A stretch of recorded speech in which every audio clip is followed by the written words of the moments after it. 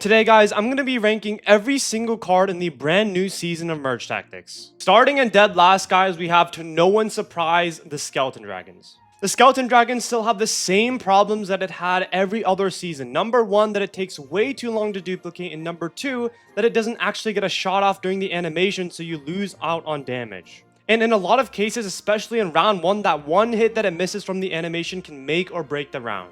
But to be fair though, it did just get the dragon trait, so it might be more consistent because you'd have to wait for the ranger's trait to have an effect, but still it's pretty bad in my opinion. Next up, we have the Barbarian. Okay, so the biggest change for the Barbarian is that he's now a warrior instead of a brawler, and I actually think that trait is worse. Because for the warrior trait to take effect, you need to wait 8 seconds, I believe, whereas the brawler trait would activate instantly and give you double HP. So in a lot of cases, the warrior trait won't even actually be used, so that's kind of bad in my opinion. But you still need the Barb if you want to run clan, so that's why he's a bit higher than the Skeleton Dragons, and he's overall a bit better as a card. Okay, in 20th place, we have the Archer. Now, before the Archer was removed, she was actually a ranger instead of a marksman. And I don't know why, but they basically removed the ranger trait and the blaster trait and just replaced it with the marksman. And it's honestly debatable whether the ranger trait or the marksman is better, because the marksman gives you more consistent damage, whereas the ranger trait is bad in the first place, but then when it ramps up, it's really good. But either way, there are just so many better damage dealing cards like the Dark Goblin, you know, the Baby Dragon, Wizard, Musketeer, so there's no reason to use the Archer unless you need it for the synergies. Next up, in 19th place, we have the Witch.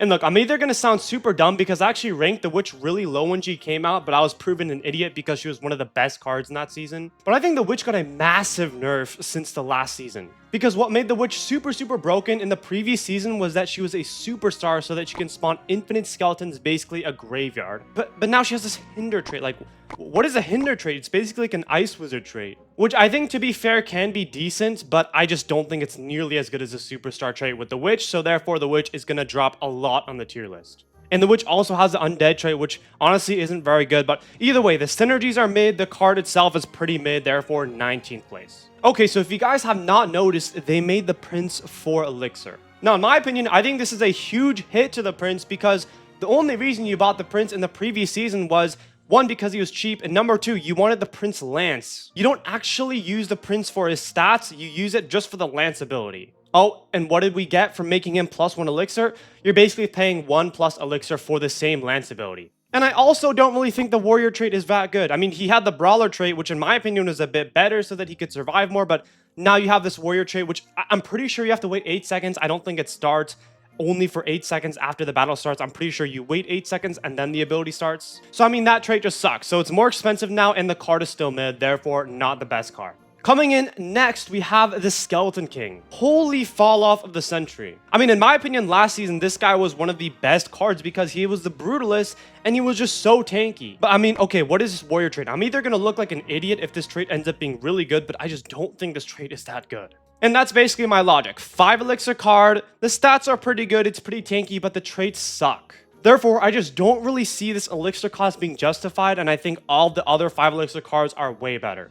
Next up is the Goblin. Now, if you guys did not notice, the 4/4 Assassins were removed. So now if you want to use Assassins, you have to use this guy and the Golden Knight. And this Assassin trait makes the Goblin so niche because you're never going to utilize this other trait unless you have the Golden Knight in your deck as well. And in addition to this, this Goblin is just so useless stats-wise. Yeah, he does damage and it's good if you have a tank, but other than that, this guy just gets popped immediately. But he is a bit decently high up on the list, I guess, because you do need him for the Goblin trait, which is the best early game trait. So because of that Goblin trait, he is kind of saved a bit. Slightly higher than him is the Dark Goblin, the brand new and improved Dark Goblin, because he is now 2 Elixir. But again, I don't know if I could say new and improved because he has the Marksman trait instead of the Ranger trait. I will say though, I think the Marksman trait is a lot more versatile than the Assassin trait because you have 4 of them and the Marksmen are just honestly just way more versatile because they're ranged. And I actually tested this in game many times, and this guy, when he has the Marksman trait, his range is literally the entire board minus like 1 lane or something like that. So in my opinion, this guy is like a basically better Spirit Goblin, so for that reason, he's definitely going to be placed higher than the regular Stab Goblin. Now, I don't know about you guys, but I think this card fell off after the Superstar trait is removed. Because the whole point of using the Musketeer is for the stuns, but if you don't have the Superstar trait, then she only gets 1 stun off like every, I don't know, 5 to 10 seconds. Which is terrible because she only gets like 2 to 3 stuns, maybe in a round average. And see, that just doesn't get that much impact because now that the stuns aren't as significant, You need the damage to make up for it, but the damage isn't too good. But I will say that that's sort of counteracted by the fact that she's now a marksman, so she does get a bit of bonus damage. But either way, her stats are decent. She has kind of a bit of HP. The damage is mediocre, I guess. A bit better when you have the marksman, but because of the lack of superstar trait and now that she doesn't get as many stuns off, I just don't think she's going to be as good of a card. Next up, the Knight has returned. Now, I think the Knight is a very, very good card because he's very tanky. You have the Noble trait, you can just put him in the front. He takes less damage, and you have the tank trait, so now he heals when he's below 50 HP. So he's a decent card. He costs 2 elixir.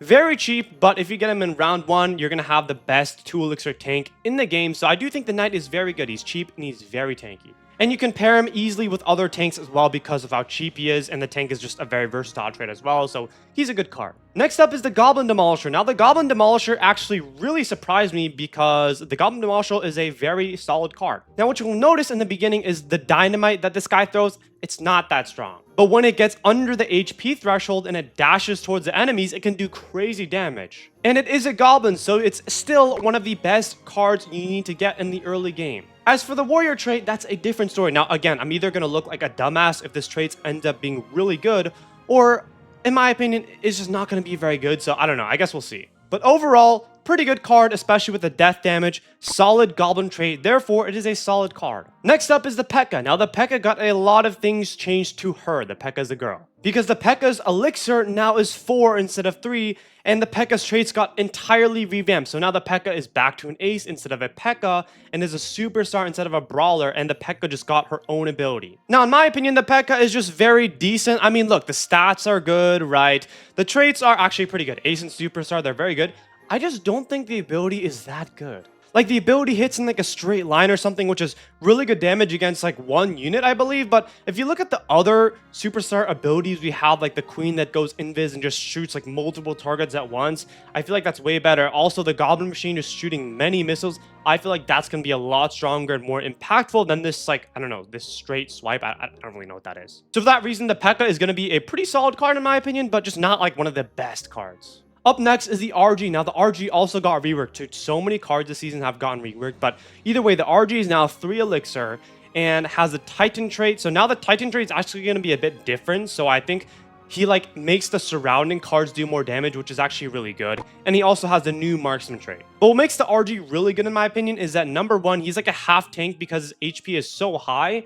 And now he actually does pretty decent damage because of the marksman ability. And he can actually act as a really nice support unit to the units around him because I think he buffs their damage. So the RG overall, very solid, very well-rounded card, but just not like one of the best like carrying cards. Now, I was debating on this for a while, but I do think the Giant is just going to be a very, very solid card because of the Superstar trait. I feel like any card that gets the Superstar trait is just blessed by God. Because what his ability does is after a short period of time, after like, I don't know, 2 or 3 hits, he like flings them and it stuns them and knocks them back, which in my opinion is a very solid ability, especially if you can do it multiple times in a row. Because if you can do it multiple times in a row, he's just going to be flinging like many cards at once. It's just going to be really hectic, but he's going to get a lot of stun off. And he's only 3 elixir and he's very tanky. The stats are good. The trait is very good. He also is like the Royal Giant where he like buffs the surrounding cards. So overall, in my opinion, Giant is a very solid card. Now, I don't know if maybe he's going to be a bit lower on the tier list, maybe when he comes out and we experiment with him more, but I do think he's a very solid card either way. Now, the Golden Knight is always just a hit or miss card in my opinion. Nothing has really changed about him much this season, but look, if you get a nice chain off, then he's going to be the most broken thing ever. But if you're facing full tanks, then he's going to get like no value. So this is a very situational card, but if you use him against the right comp with the good placements, he's going to get so much value as always. And I don't know if you guys can see in that clip that I'm showing here, but I don't know if he's like shooting or if he's like hitting faster. He's getting a lot of dashes way quicker. I don't know if they change him about that, but that's going to be really good. So yeah, if they did increase maybe his hit speed like it sort of appears, he's going to be even better. But with that knowledge, sort of like if we don't know that, then he's still a really solid card either way. Okay, now I have a theory. The Wizard lost the Clan trait, as we can see, but I do think the Hinder trait for the Wizard is going to be equally, if not better. Because the Hinders have a 40% chance to slow enemies for 3 seconds. Now, if the Wizard is shooting pretty quickly, 40% chance is pretty high, so I think he's actually going to be able to consistently slow the enemies for most of the round. And because the Wizard is splash damage, he's going to be hitting more enemies, so imagine, He's splash damage and he's constantly slowing enemies. So he's like an ice wizard sort of. And he also got back the fire trait, which of course, as we know from the previous seasons, is super good. So for that reason, I actually think the wizard is going to be the best 2 elixir card and he's going to be very solid. Now, in my number 6 place, the Goblin Machine is also sort of a gamble. I feel like theoretically, obviously, we know that his stats are a bit mid, but he has the Goblin trait, which is really good early game. But he also has the Superstar trait. Now, this could either be really good because he has a lot of missiles. If he's constantly able to just chain missiles, I feel like that can get a lot of damage. But the thing is, his stun was also removed a few patches back, so maybe that's not as impactful. I still feel like the Superstar trait with the machine will still get quite a bit of damage with the missile, so therefore, I think he's a top 6 card. In 5th place, we have the Monk. Now, the Monk was, in my opinion, easily the number 1 card in the last season. But the thing is, this guy's Superstar trait was stripped away from him. And he has the Tank trait now.